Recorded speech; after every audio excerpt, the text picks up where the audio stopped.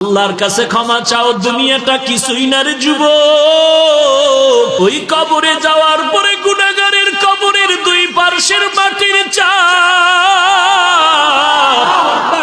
পাথরের হাড় চুরমার হয়ে যাবে। একটা নয়, দুটো নয়, 70 থেকে 99টা সাপের কামড়।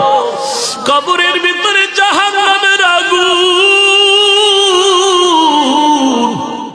এরে বান্দা, এখনো কি আল্লাহর রাস্তায় ফিরে আসবি না?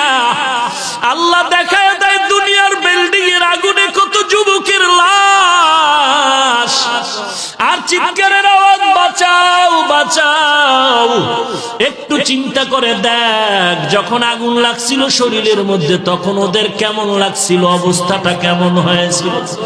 ওরা যখন আগুনের মধ্যে সবাই জানালা দিয়া হাত দিয়া কয়, কে আছো, আমাদের বাঁচাও। আমাদের ডানে আগুন, বামে আগুন, চতুর্দিকে আগুন।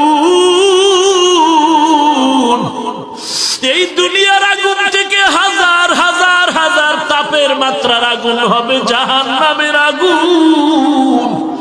এরে যুবক, পায়ে হাত রেখে বলি, পাও দুইটা আগাইয়া দাও।